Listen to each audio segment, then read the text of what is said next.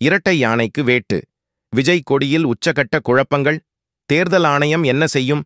தமிழக வெற்றிக் கழகத்தின் கொடியில் யானை சின்னம் பயன்படுத்தப்பட்டுள்ளதால் தேர்தல் ஆணையத்தில் அனுமதி கிடைக்குமா அல்லது மாற்ற வேண்டிய நிலை ஏற்படுமா என்பது குறித்து முன்னாள் தலைமை தேர்தல் ஆணையர் விளக்கமளித்துள்ளார். பலரும் ஊகித்ததைப் போலவே கடந்த 22ஆம் தேதி விஜய் தனது கட்சிக் கொடியையும் கொள்கை விளக்கப் பாடலையும் வெளியிட்டு பேசினார். அந்த கொடி வெளியான உடனேயே அதில் 2 யானைகள் பதிக்கப்பட்டது குறித்து பகுஜன் சமாஜ் கட்சியின் மாநிலத் தலைவர் ஆனந்தன் அவற்றை உடனடியாக நீக்க வேண்டும் என்று கோரிக்கை விடுத்தார். கொள்கை விளக்கப் பாடலில் அண்ணா, எம்ஜிஆர் பயன்படுத்தப்பட்டது தொடர்பாக இன்னொரு விமர்சனம் முன்வைக்கப்பட்டது. இந்த தலைவர்கள் 3 எழுத்துகள் உள்ளவர்கள் என்பதால் விஜய் கட்சியில் பயன்படுத்தப்பட்டுள்ளதாக பாடல் வரிகள் விளக்கமளித்துள்ளன.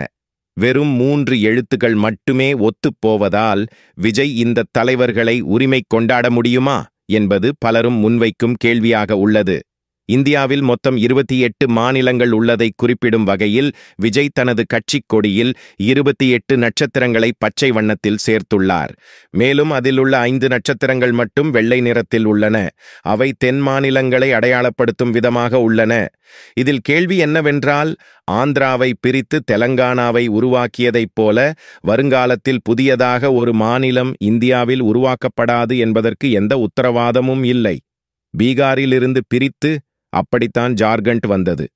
அப்படியான காலங்களில் இந்த 28 என்பது 29 ஆகலாம். அப்போது இந்த நட்சத்திரங்கள் சொல்லப்போகும் செய்தியில் மாற்றம் ஏற்படுத்தப்படுமா அல்லது விஜய் கட்சி ஆரம்பித்த போது இந்தியாவில் 28 மாநிலங்கள்தான் இருந்தன என விட்டுவிடப் போகிறார்களா என்பது ஒரு கேள்வியாக தொக்கி நிற்கிறது. பிஎஸ்பி மாநிலத் தலைவர் ஆனந்தன் அசாம் மற்றும் சிக்கிம் ஆகிய 2 மாநிலங்களில் உள்ள கட்சிகள் மட்டுமே யானையை பயன்படுத்த முடியும். பிற மாநில கட்சிகள் பயன்படுத்த முடியாது. அது தேர்தல் ஆணைய விதிப்படி தவறு என்கிறார்.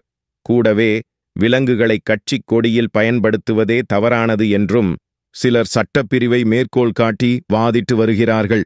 இச்சர்ச்சை பற்றி பேசிய தவக செய்தி தொடர்பாளர் லயோலா மணி, எங்கள் கட்சியின் சின்னம் யானை இல்லை, அது கொடியில் உள்ள ஒரு குறியீடுதான். அதை நாங்கள் தேர்தல் சின்னமாக பயன்படுத்தினால்தான் தவறு. அம்பேத்கர் யானையை ஒடுக்கப்பட்ட மக்களின் குறியீடாக பயன்படுத்தியிருந்தார். அதை வைத்தே ஒரு குறியீடாக நாங்கள் பயன்படுத்தியுள்ளோம். யானையை பழங்குடி மக்கள் தெய்வமாக வழிபடுகின்றனர். நாங்கள் யானையை தேர்வு செய்ய அதுவும் ஒரு காரணம் என்கிறார். கட்சியின் கொள்கை விளக்கப்பாடல் வரிகளில் சிறுசு பெருசு என தமிழை தவறாக பயன்படுத்தி உள்ளனர். சரியாகச் சொன்னால் சிறியது என்பதுதான் தமிழ். அப்படி பார்த்தால் ரீ போட வேண்டும் அல்லது ரு போட்டிருக்க வேண்டும். அந்த பிழைகள் வரும் காலத்தில் களையப்படும் என்கிறார் லயோலா மணி. மேலும் அந்த பாடலில் உள்ள தவறே தனக்கு தெரியாது, இனிமேல்தான் பார்க்க வேண்டும் என்றும் அவர் சொன்னது பலரையும் அதிர்ச்சியடைய வைத்துள்ளது. கொள்கை விளக்கப் பாடல் வெளியாவதற்கு முன்பே ஒரு கட்சியின் செய்தி தொடர்பாளர் பார்க்கவில்லை என்று சொன்னால் கட்சியின் தகவல் தொடர்பு எந்தளவில் உள்ளது என்பது கேள்விக்குறியாகி உள்ளது. அட்வர்டைஸ்மெண்ட் யானை சின்னம் தொடர்பான சிக்கலில் தேர்தல் ஆணையத்தின் முடிவு என்னவாக இருக்கும் என்பது பற்றி முன்னாள் இந்திய தலைமை தேர்தல் ஆணையர் கோபாலசுவாமியிடம் ஒரு விளக்கம் கேட்கப்பட்டது. அதற்கு அவர், இதை சக கட்சியினர் எப்படி அணுகுகின்றனர் என்பதை பொறுத்தே முடிவு இருக்கும். ஒருவேளை தேர்தல் ஆணையம் அனுமதி மறுத்தால் நீதிமன்றத்தில் சிவில் வழக்காகத்தான் இதை பதிவு செய்து உரிமை கோர வேண்டிய நிலை உருவாகும். உரிமையியல் வழக்காக மனு தாக்கல் செய்யப்பட்டால் தேர்தல் ஆணையம் நேரடியாக தலையிட முடியாது என அவர் விளக்கம் அளித்துள்ளார். கட்சியின் கொடி என்பது எளிமையாக இருக்க வேண்டும். அதை தொண்டர்கள் சுவரில் வரையும் போது குழப்பம் விளைவிக்கும் அளவில் இருக்கக்கூடாது. விஜய் தனது கட்சிக் கொடியில் ஒரு குறியீடு அல்ல, எக்கச்சக்க குறியீடுகளை, உருவங்களை பயன்படுத்தியிருக்கிறார். வெற்றியின் அடையாளமாக வாகை மலர் பயன்படுத்தப்பட்டுள்ளது.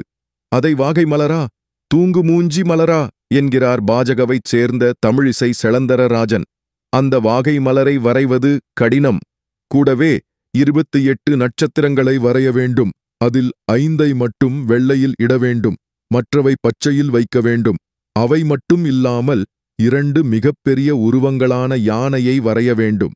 இவ்வளவு முத்திரைகளை ஒரு கொடிக்குள் வைப்பது கஷ்டமானது. அதை மக்கள் உடனடியாக புரிந்து கொள்ள மாட்டார்கள். கிராமப்புறங்களில் பார்த்ததும் அதை விஜய் கட்சியின் கொடி எனத் தனியாகத் தெரிவதைப் போல் இருக்க வேண்டும். தவக கொடிக்கும் சீமானின் நாம் தமிழர் கட்சிக் கொடிக்கும் வேறுபாடு இல்லாமல் ஒரே வண்ணத்தில் உள்ளது. அதனால் மக்கள் குழம்பலாம். கூடவே ஒரு விஜய் சமூகத்தைச் சேர்ந்த சாதிக் கட்சியினர் இந்த நிறக் கொடி தங்களின் கொடியை ஒத்து உள்ளது என்கிறார்கள். ஒருவேளை விஜய் கூட்டம் போடும் இடங்களில் அவர்களின் கொடியும் சேர்ந்து பறந்தால் குழப்பம் உச்சகட்டத்திற்கே சென்றுவிடும். இந்த அனுபவங்கள் இல்லாமல் விஜய் கொடியை தேர்ந்தெடுத்துள்ளார். மேலும் அதற்காக விளக்கத்தை மாநாட்டில் வெளியிடுவேன் என்றும் கூறியுள்ளார். அந்த விளக்கத்தை இப்போது செய்தி தொடர்பாளர்களே போட்டு உடைத்துவிட்டனர் என்பது வினோதம்.